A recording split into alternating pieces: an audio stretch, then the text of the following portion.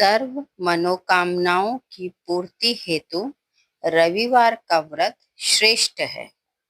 इस व्रत की विधि इस प्रकार है। प्रातः काल स्नान आदि से निवृत्त हो स्वच्छ वस्त्र धारण करें। शांत चित्त होकर परमात्मा का स्मरण करें। भोजन एक समय से अधिक नहीं करना चाहिए। भोजन तथा फलाहार सूर्य के प्रकाश रहते ही कर लेना उचित है। यदि निराहार रहने पर सूर्य छिप जाए तो दूसरे दिन सूर्य उदय हो जाने पर अर्घ्य देने के बाद ही भोजन करें। व्रत के अंत में व्रत कथा सुननी चाहिए। व्रत के दिन नमकीन तेल युक्त भोजन कदापि ग्रहण न करें। इस व्रत के करने से मान सम्मान बढ़ता है तथा शत्रुओं का नाश होता है। आंख की पीड़ा के अतिरिक्त अन्य सब पीड़ाओं से मुक्ति मिलती है। आइए भक्तों, अब सुनते हैं सूर्य देव की व्रत कथा। एक बुढ़िया माई थी। उसका नियम था प्रति रविवार को सवेरे ही स्नान आदि कर घर को गोबर से लीप कर फिर भोजन तैयार कर सूर्य देव को भोग लगाकर स्वयं भोजन करती थी। ऐसा व्रत करने से उसका घर अनेक प्रकार के धन्य धान्य से पूर्ण था। सूर्य देव की कृपा से घर में किसी प्रकार का विघ्न या दुख नहीं था। सब प्रकार से घर में आनंद रहता था। इस तरह कुछ दिन बीत जाने पर उसकी पड़ोसन, जिसका गौ का गोबर वो बुढ़िया लाया करती थी, विचार करने लगी कि ये वृद्धा सर्वदा मेरी गौ का गोबर ले जाती है, इसलिए अपनी गौ को घर के भीतर ही बांधने लग गई। बुढ़िया को गोबर न मिलने से रविवार के दिन अपने घर को गोबर से न लीप सकी, इसलिए उसने ना तो भोजन बनाया, ना सूर्य देव को भोग लगाया तथा स्वयं भी उसने भोजन नहीं किया। इस प्रकार उसने निराहार व्रत किया। रात्रि हो गई और वह भूखी ही सो गई। रात्रि में सूर्य देव उसके सपने में आए और भोजन न बनाने तथा भोग न लगाने का कारण पूछा।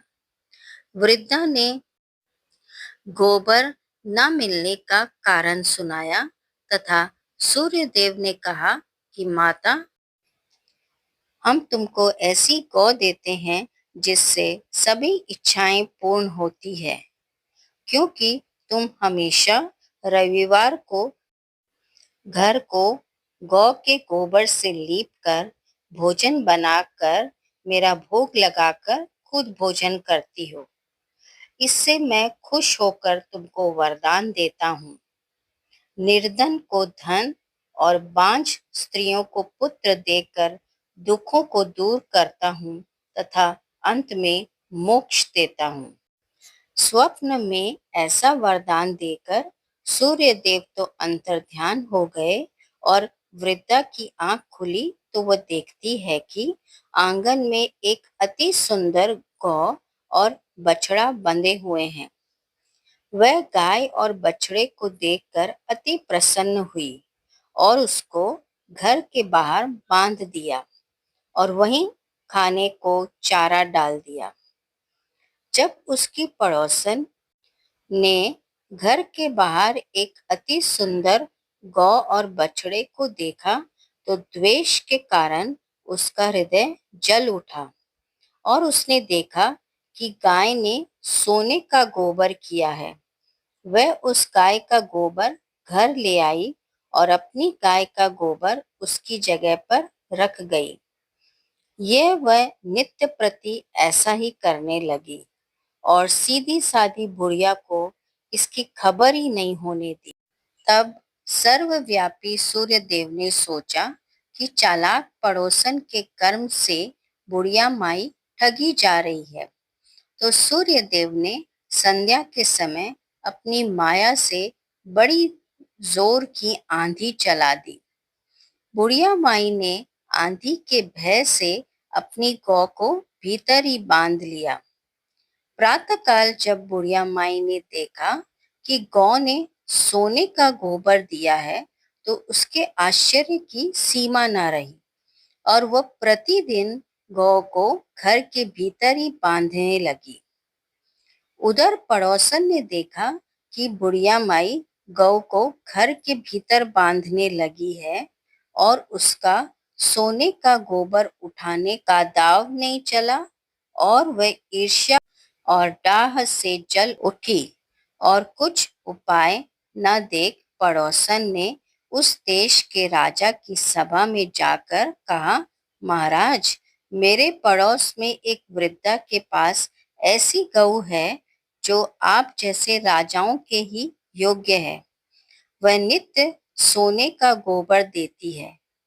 आप उस सोने से प्रजा का पालन करिए। वह वृद्धा इतने सोने का क्या करेगी? राजा ने ये बात सुन अपने दूतों को वृद्धा के घर से गऊ लाने की आज्ञा दी। बुढ़िया माई प्रातः सूर्य देव का भोग लगा भोजन ग्रहण करने जा रही थी कि राजा के कर्मचारी गऊ खोलकर ले गए। बुढ़िया माई काफी रोई चिल्लाई, किंतु कर्मचारियों के समक्ष कोई क्या कहता। उस दिन बुढ़िया माई गऊ के वियोग में भोजन न खा सकी और रात भर रो रो कर सूर्य देव से गऊ को पुनः पाने के लिए प्रार्थना करती रही। उधर राजा गऊ को देखकर बहुत प्रसन्न हुआ, लेकिन सुबह जैसे ही वह उठा, सारा महल गोबर से भरा दिखाई दिया।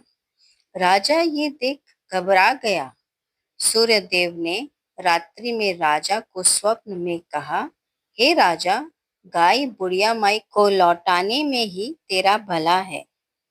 उसके रविवार के व्रत से प्रसन्न होकर मैंने उसे गाय दी थी। प्रातः होते ही राजा ने बुढ़िया माई को बुलाकर बहुत से धन के साथ सम्मान किया। फिर उसे गौ बछड़ा भी लौटा दिया। उसकी पड़ोसन को बुलाकर उचित दंड दिया। इतना करने के बाद राजा के महल से गंदगी दूर हो गई।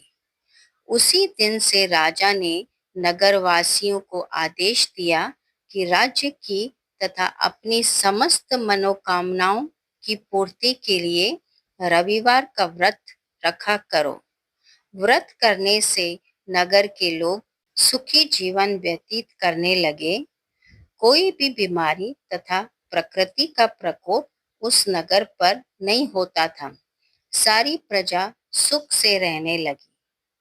आइए भक्तों, बोलते हैं सूर्य देव की जय।